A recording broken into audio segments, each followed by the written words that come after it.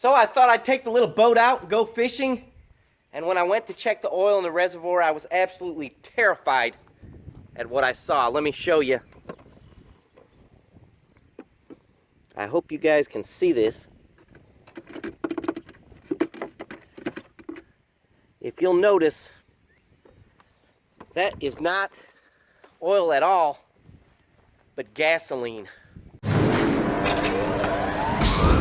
Alright guys, so I had started making a video on how to repair this VRO pump, oil injection pump, but it was just so boring. It was boring me to death even doing it. It's so simple. You take 3 screws out, your VRO pumps off, your oil injection pump, and you can tear it down in minutes, and no big deal really. The reason that the gas was getting an oil reservoir tank is because it has a check valve in that injection pump that's not working and is not serviceable. So here's a pump over here all tore apart. There's nothing to it. You can get a kit to fix it, but the check valve for the oil tank is not serviceable, so I just got to get a new one. So instead of doing that, I thought I would just give you guys an update on all of my projects. In case any of you have been wondering what I'm doing with all this different junk I got laying around here. First, we'll start off with this little Yamaha QT. As you guys know, if you saw the videos, this thing runs the best, and still does. Let me demonstrate for you.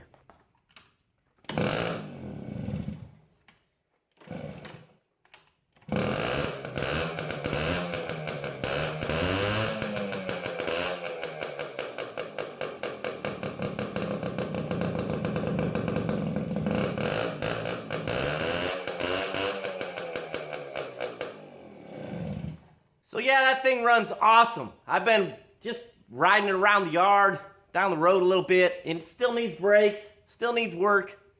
The 2 Honda Expresses that you guys saw me retrieve, I haven't done anything with. They're just sitting there. They're just sitting there, just sitting right there. Hadn't done nothing with them. The old big tractor that I made several videos on, I use regularly, and it's very usable. Nothing wrong with that old thing. It needs a paint job, and I'd like to do that someday. I don't know when we'll get to that. That dirt bike I picked up the other day, you know, it's on the marketplace. Gonna try and resell it, but you know, if this stuff doesn't sell, I'll fix it up. It's just I don't have time, so if I can sell it, I'll sell it. If I can, I can't. No big deal either way. And our little Honda Super Cub. I'd been riding this thing around everywhere. I got the back light working, the tail light and the brake light. I'll show you guys that. That is a brake cable for the front brakes. I'm still waiting on some more little pieces I need for the front brakes. This is a neutral light to tell it's in neutral or not. I've got it working. I got to order a headlight bulb. It's 6 volts, you know. But yeah, I've been romping this thing around. See there? Running light, brake light. Works good. My neutral light up here, I'll show you in a minute. This thing runs good.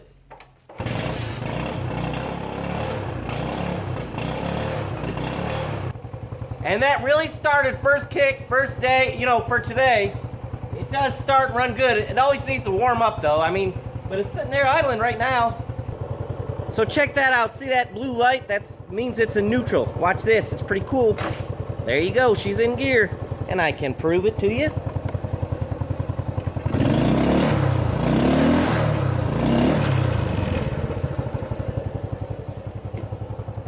This machine right here, I really was fortunate. I mean, that thing, it runs great. It's fun to ride. You guys know about the old Cub. It runs, everything's good on it, but it needs axle seals. It has for years. I may have mentioned that before.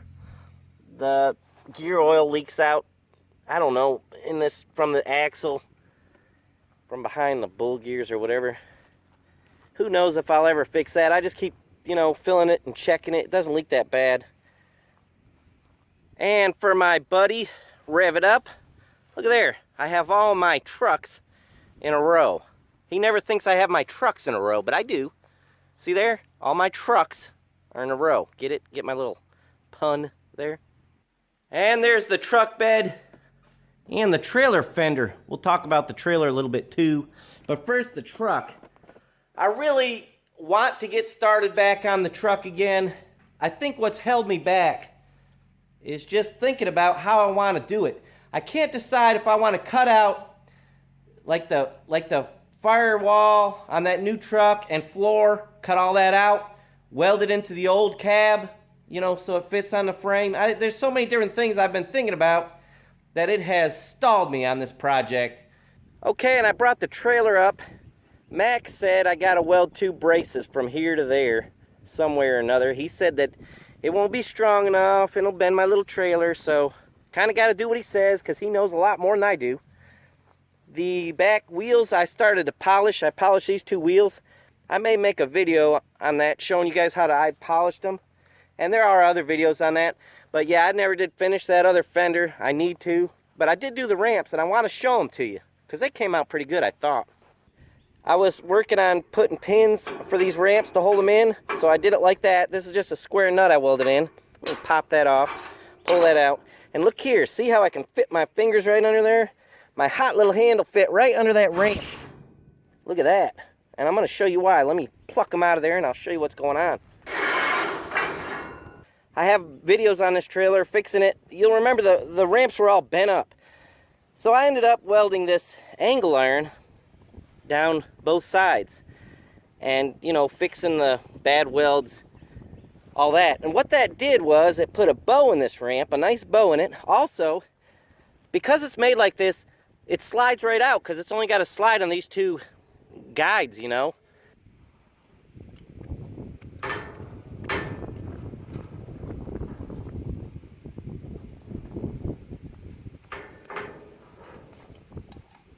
Pretty good. My grandpa did a really good job. And now we will take a little walk down through the woods here, and I'll show you another project I have laying in the woods. And under this tarp here, it is not a moonshine still or anything like that, but in fact, the mud mower side by side. So many of you know about that project, and it is just sitting here covered up in the woods. Maybe someday I'll pull it back out, get her fixed up, we'll romp it around. I just lost interest in that. But I think I will regain interest in it one day, so I thought I'd just keep it here, you know, I don't know, in the woods for whatever reason till I get back to it. Check out BNN Fishing on Instagram. That's his little bike right there. The corn planter.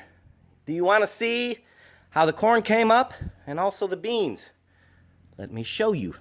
These are beans I planted with the bean meter, and that's how it planted them. And I don't know, they look pretty good to me.